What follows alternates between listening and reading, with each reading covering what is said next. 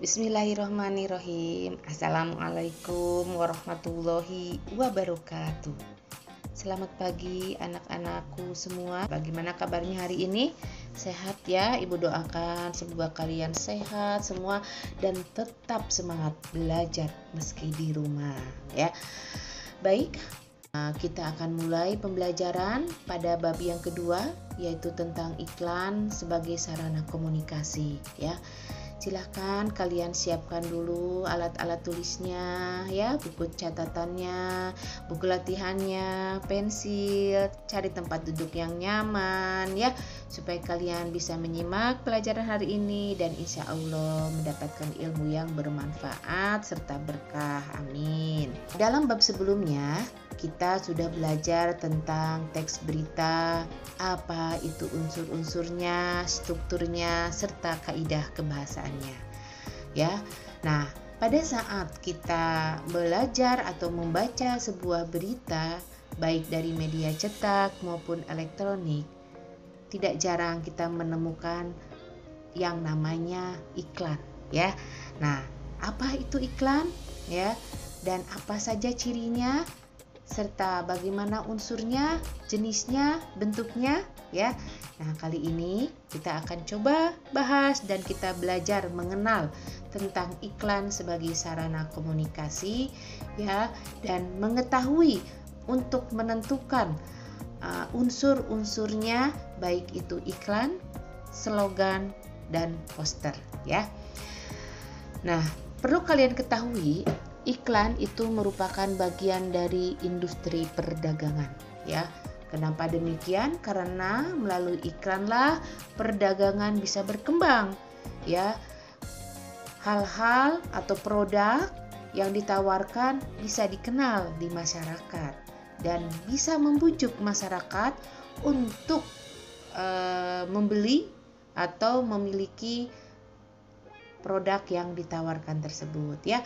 Nah, industri ini bisa berupa perusahaan-perusahaan besar ataupun perorangan ya. Dan kita bisa temukan iklan ini di berbagai media, baik itu di televisi ya. Kalau kalian menonton televisi pasti ada iklannya, di radio, surat kabar, bahkan internet juga HP ya.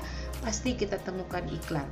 Nah, kenapa demikian? Karena iklan memang pada intinya adalah menginformasikan dengan membujuk halayak atau orang banyak menawarkan produk yang ditawarkan ya, untuk membeli produk yang ditawarkan. Nah, itulah secara umum mengenai iklan. Nah, perlu kalian ketahui pengertian iklan secara khusus adalah bentuk informasi pemberitahuan yang dilakukan oleh seseorang, baik itu instansi, lembaga, perusahaan, yang isinya pesan menarik ya tentang sebuah produk atau jasa yang ditunjukkan kepada halayak ya. Nah, makanya iklan itu bisa diartikan sebagai teks yang mendorong, membujuk halayak agar tertarik pada barang dan jasa yang ditawarkan. Tuh, jadi intinya iklan itu adalah bentuk informasi yang menarik dan membujuk kepada halayak ya, agar tertarik pada produk yang ditawarkan ya. Nah, namun iklan juga memiliki ciri-ciri umumnya. Di antaranya ada 4. Yang pertama, mengandung ajakan. Nah, itu ya, mengandung ajakan. Yang kedua, kalimatnya singkat, mudah dipahami, dan lebih penting menarik kalimatnya itu. Yang ketiga, itu biasanya juga merupakan karena menarik dan mudah diingat, pasti biasanya menjadi semboyan suatu produk tersebut ya. Dan yang terakhir, biasanya iklan itu ditayangkan dengan gambar yang bervariasi agar orang lain tertarik ya. Jadi intinya iklan itu adalah mengajak untuk tertarik. Nah, ini ada 4 hal ini menjadikan ciri umum dari sebuah iklan. Contoh iklan dalam teks ini ada sebuah contoh iklan ya, membaca untuk meraih prestasi. Nah, ini ya membujuk. Jadi membacalah kalian agar prestasi kalian bisa tercapai. Di mana membacanya? Yaitu di perpustakaan ini. Perpustakaan merupakan wahana dalam kerangka kecerdasan dan kebudayaan bangsa. Nah, jadi maksud iklan di atas adalah kamu harus mau membaca, ya. Dengan membaca kamu menjadi banyak tahu dan bisa diraih prestasi, ya. Nah, iklan ini adalah iklan dari perpustakaan, ya, supaya masyarakat mampu memanfaatkan perpustakaan sebagai wahana pengembangan kecerdasan dan pemberdayaan bangsa. Tuh, itu adalah iklan, ya. Nah, ternyata iklan ini bisa menjadi sarana-sarana yang penting bagi beberapa perusahaan, baik itu perusahaan bisnis maupun perkantoran, pemerintah, bahkan perorangan, ya. Nah, ini ada di buku paket, ya, dan perlu kalian ketahui, iklan bagi perusahaan bisnis komersial itu adalah untuk menjual barang dan jasa, ya. Nah, ini misalkan kalau ingin cepat pakai apa belanjanya, itu kan, ya, itu menawarkan jasa. Kalau ingin kulit putih, silahkan gunakan sabun ini, itu menawarkan barang, ya. Nah, ini adalah bagi perusahaan bisnis komersial. Sementara bagi dunia perkantoran itu untuk mendapatkan karyawan. Contoh misalkan Anda bergerak di bidang marketing, silahkan ada lowongan kerja. Nah, itu, ya, jadi menginformasikan atau merekrut karyawan di dunia perkantoran. Selanjutnya bagi pemerintah, iklan itu bisa menyebarkan informasi dan memberikan layanan kepada masyarakat. Contoh misalkan iklan ini kan, gunakan masker, ya, untuk kesehatan, jaga jarak. Ini juga sebuah iklan dari pemerintah. Ayo sering cuci tangan. Nah, ini adalah sebuah layanan informasi yang diberikan kepada masyarakat. Sementara bagi perorangan ini adalah juga untuk membeli dan menjual barang pribadi. Misalkan kalian punya makanan, kalian waktu kelas 1 sering ibu dengar ada yang suka menjual keripik pedas, ada yang suka jual kroket. Ayo, kroket buatan mama aku enak. Nah, ini adalah menjual barang pribadi, ya. Akhirnya berbondong-bondonglah kalian membeli.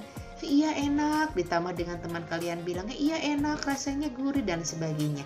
Nah, ini adalah untuk perorangan, ya.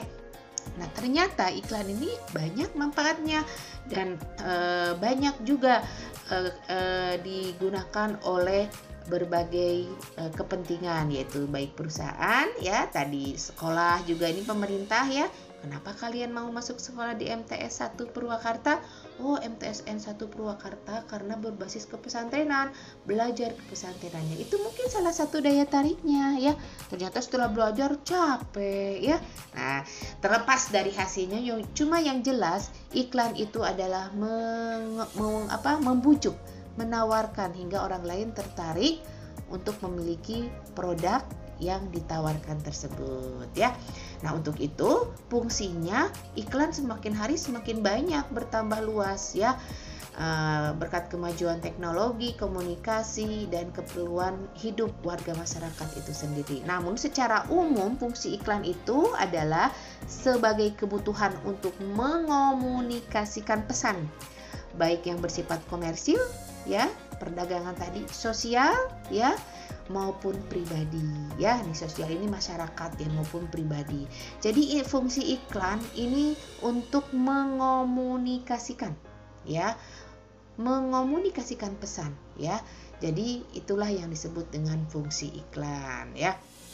Nah, selanjutnya di dalam iklan pun kita selalu ingat bagaimana sebuah produk bisa diingat, bagaimana iklan itu tetap bisa dikenang atau dipahami oleh anak, gitu, ya, oleh semua usia. Bahkan biasanya sebuah iklan harus memiliki slogan, ya.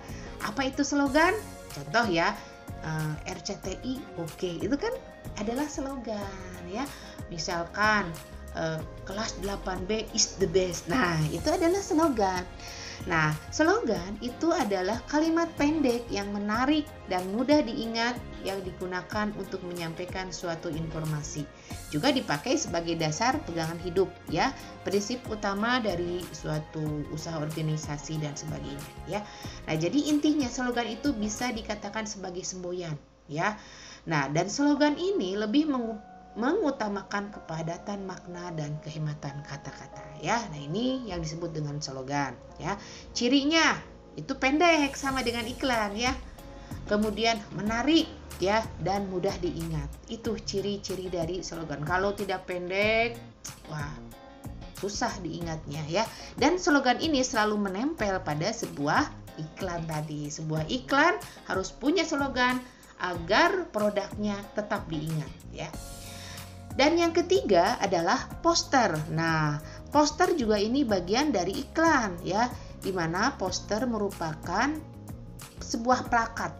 Apa itu plakat? Plakat itu ada kata-kata dan ada gambar ya, yang dipajang di tempat umum. Dan poster ini hampir sama dengan iklan, yakni pemberitahuan suatu ide, hal baru atau hal penting kepada halayak. Dan poster ini mengandalkan gambar dan kata-kata. Poster lazimnya dipasang di tempat-tempat umum ya. Dan poster juga hampir sama dengan iklan maupun slogan ya.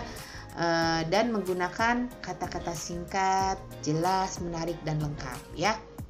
Nah, cirinya lihat ini harus komunikatif, singkat, mengandung ajakan serta mengutamakan gambar. Ini warna-warna ya. Nah, ini contoh daripada poster ya. Tuh, jadilah pelopor keselamatan berlalu lintas dan budayakan keselamatan sebagai kebutuhan. Nah, ini contoh poster bahwa kita harus seperti iklan ya.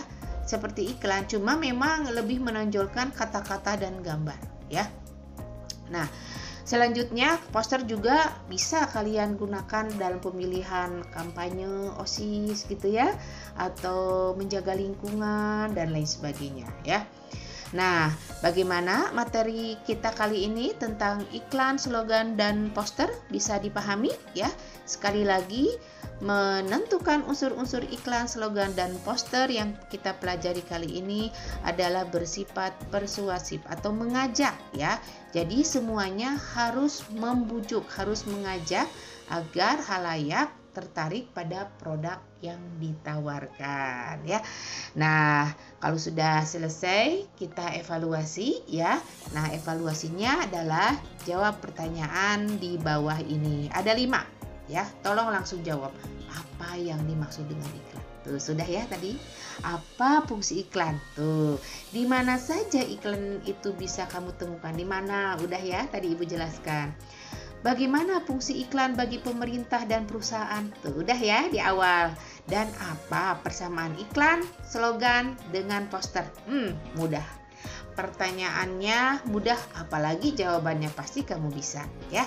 Demikian uraian penjelasan materi tentang iklan, slogan, dan poster. Mudah-mudahan kalian tambah tahu, tambah mengerti, dan tambah berkah ya. Alhamdulillah selesai sudah pembelajaran kali ini. Terima kasih ya. Silahkan kerjakan tugasnya dan segera kumpulkan. Selamat belajar. Assalamualaikum warahmatullahi wabarakatuh.